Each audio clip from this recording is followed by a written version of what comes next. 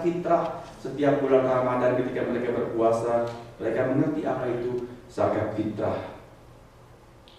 Apakah bedanya dan apakah artinya waktu kita memberikan persembahan-persembahan, baik persembahan setiap hari Minggu atau perpuluhan atau persembahan-persembahan khusus pada saat-saat tertentu? Apa bedanya? Kebenaran apa yang mendasari praktek kita memberikan persembahan? Hari ini kita mau mengkaji. Pertama, secara negatif, kita memberi persembahan secara radikal berbeda dengan segala macam bentuk sistem persembahan dalam keyakinan-keyakinan yang lain di luar Yesus Kristus. Perbedaan radikal, perbedaan yang sangat besar. Apakah saudara-saudara dalam hal kita memberi persembahan? Pertama, secara negatif, kita memberikan persembahan bukan untuk membeli sesuatu dari Allah. Persembahan yang kita berikan bukan sesuatu nilai tukar untuk mendapatkan imbalan. Ini prinsip yang harus kita mengerti. Di dalam kepercayaan lain, saudara boleh mempelajari dan memperhatikan. Ada persamaan, yaitu setiap persembahan, setiap korban yang dibawa, itu adalah untuk mendapatkan perkenan dari yang mereka sembah. Entahkah itu keselamatan, ataupun berkat-berkat, ataupun pengabulan-pengabulan doa. Ada semacam keyakinan bahwa semakin banyak persembahan, semakin besar korban, semakin susah sesuatu upacara dilakukan, maka semakin berkenanlah hati sembahan mereka, sehingga kemudian tergugah hatinya, tersentuh, terenyuh, lalu oke lah, aku kabulkan permohonanmu, aku berikan kebutuhanmu, aku berkati kalian berlimpah-limpah. Tidak demikian ajaran Alkitab. Kita diselamatkan bukan karena amal sedekah. Semua perbuatan baik kita, perbuatan baik manusia di dalam pandangan Allah itu cemar. Suci bagaimanapun diusahakan tetap polutif, saudara-saudara. Cemar karena kita ini cemar oleh dosa. Sedangkan Allah itu suci semata-mata.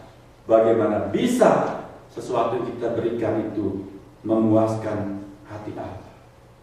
Di dalam kitab Nabi Yesaya pasal 64 dikatakan, perbuatan baik manusia seperti kain kotor yang dipakai untuk mungkin ngepel lantai dan membersihkan bekas muntah atau kotoran-kotoran yang najis dalam pandangan Allah. Kita tidak mungkin diselamatkan kalau mau mengandalkan perbuatan baik kita. Kita diselamatkan oleh karena anugerah, bukan karena berbuat baik, bukan karena membawa persembahan. Kita memberi persembahan bukan untuk membeli sesuatu dari Allah. Saudara dengar tadi di dalam kitab Maliaki dikatakan, sesungguhnya aku Tuhan tidak berubah. Maliaki 3 ayat 6. Terjemahan bahasa Indonesia mengatakan dan kamu. Dalam bahasa asli itu maksudnya maka, oleh karena itu, oleh karena aku tidak berubah, maka kamu Bani Yakub atau umat Israel, buat kita sekarang adalah gerejanya, umat tebusannya, kamu sekalian tidak musnah. Itu adalah ayat pendahuluan sebelum ayat Allah menegur mereka dalam urusan persembahan. Tadi kalau saudara perhatikan Maliaki pasal 3, apakah Allah puas dengan persembahan mereka? Allah berkenankah dengan persembahan mereka? Maliaki 3. Saudara jawab, tadi saudara dengar bukan membaca. Apakah Allah puas? No, Allah menegur mereka. Karena mereka tidak setia dalam hal memberikan persembahan, tidak setia dalam memberikan perpuluhan. Tetapi Tuhan tetap memelihara mereka, tidak memusnahkan mereka. Berulang kali mereka mengalami bencana, saudara-saudara. Dijajah, ditawan, dibuang. Tetapi Allah selalu memelihara, yang di dalam bahasa Inggris dikatakan satu remnant, satu kelompok yang Allah selalu pertahankan. Tidak dimusnahkan semuanya. Mengapa? Karena Allah tidak berubah.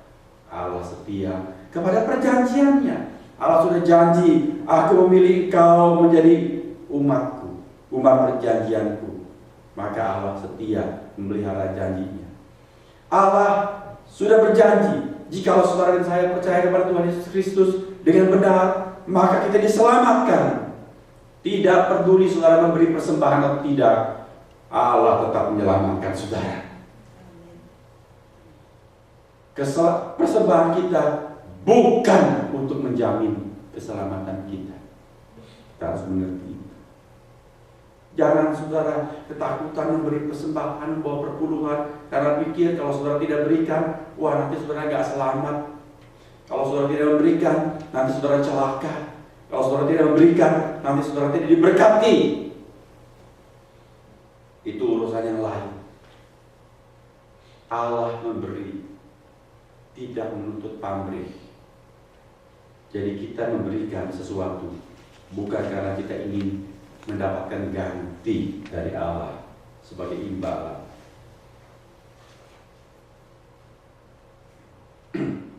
Yang kedua, kita memberi bukan untuk membantu Tuhan.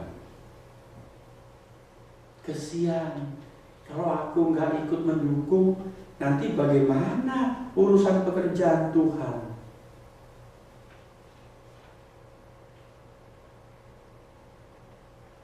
Saudara, siapa orang yang paling kaya di dunia ini?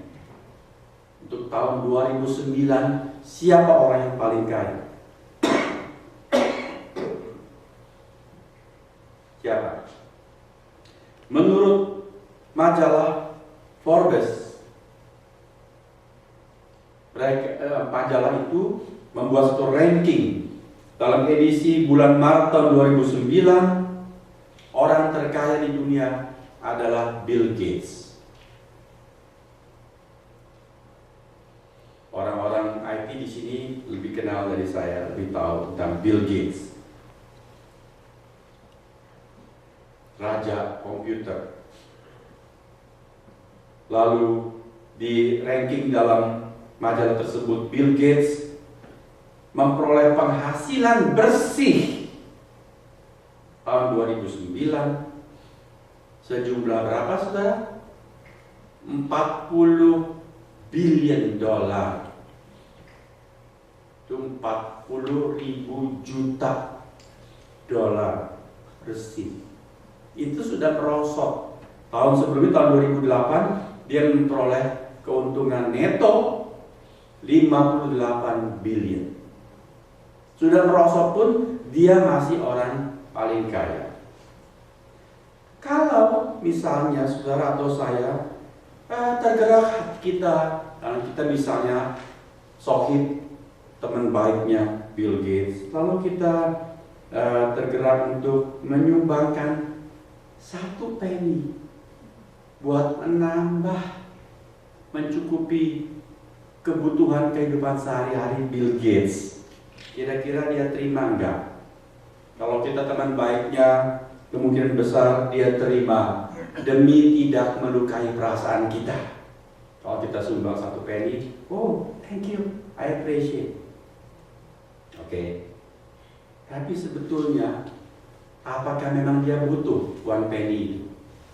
Terus buat apa 1 penny dibandingkan dengan 40.000 juta dolar yang dia punya?